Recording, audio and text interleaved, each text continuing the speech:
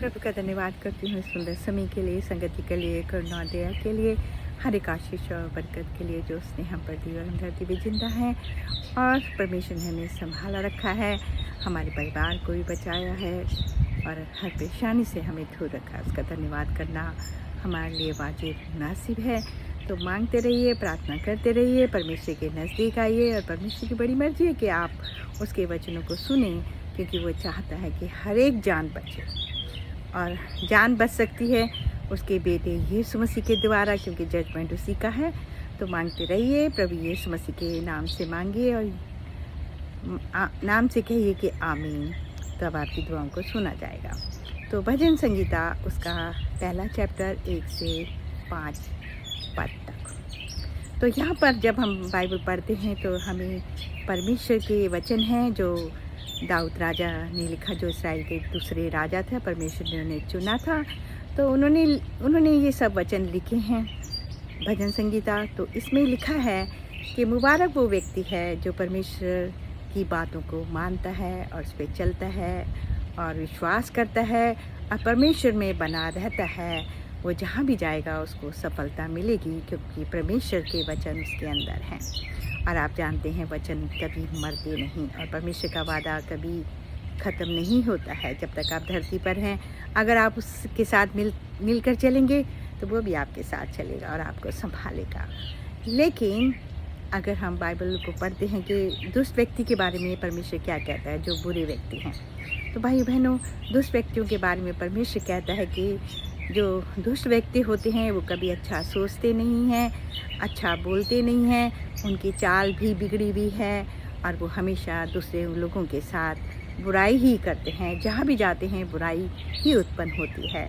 लेकिन धर्मी परमेश्वर की नज़र में हमेशा बने रहते हैं, उनका वंश हमेशा बना रहता है, क्योंकि परमेश्वर के हाथ उन्हें संभालते हैं और जहाँ भी वो जाएंगे उनको सफलता मिलेगी और एक नहीं 100 गुना फल वो लाएंगे। जैसे कि आप जहाँ जो भी काम करेंगे उसमें परमेश्वर का नाम लेंगे तो आपको सफलता मिलेगी।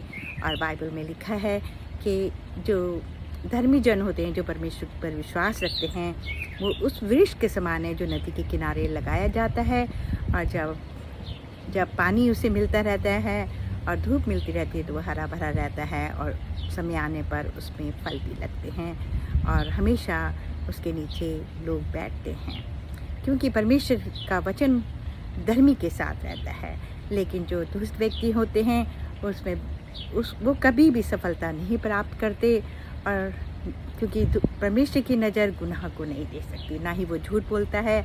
परमेश्वर ना गुनाह को देख सकता है और जब हम गुनाह में पड़ते हैं तो हम उसकी नज़र हमसे हट जाती है।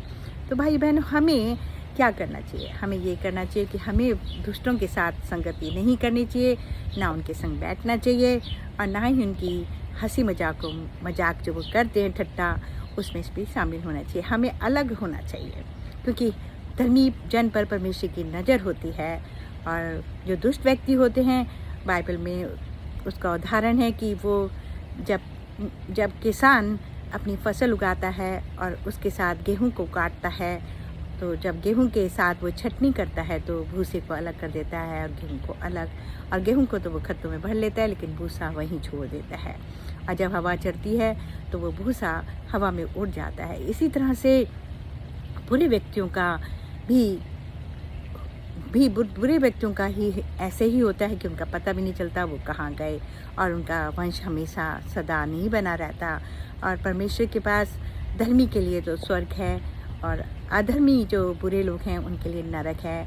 अब नरक भी तैयार है और स्वर्ग भी तैयार है, क्योंकि आज परमेश्वर के सारे जो वचन हैं, बाइबल के प्रचार जो है दुनिया में फैलाया जा रहा है और बाइबल हमें बताती है कि बुरा समय चल रहा है, क्योंकि प्रभु यीशु मसीह का आने का समय हो रहा है। तो जागिए, प्रार्थना करिए।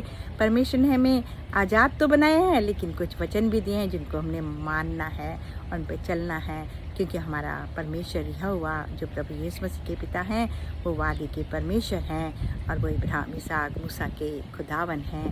तो हमें जागना जरूर चाहिए, प्रार्थना में लगे रहना चाहिए। परमेश्वर की बड़ी इच्छा है कि आप उसके वचनों को जानिए और उस पर चलिए और ढूंढिए बाइबल में से, और जब आपको मिल जाए तो उनको मानिए और अपने परिवार को भी ये सब बातें बताइए तो आप भी बच सकते हैं और परिवार भी बच सकता है। तो जय मसीह की, प्रेज़ द लॉर्ड।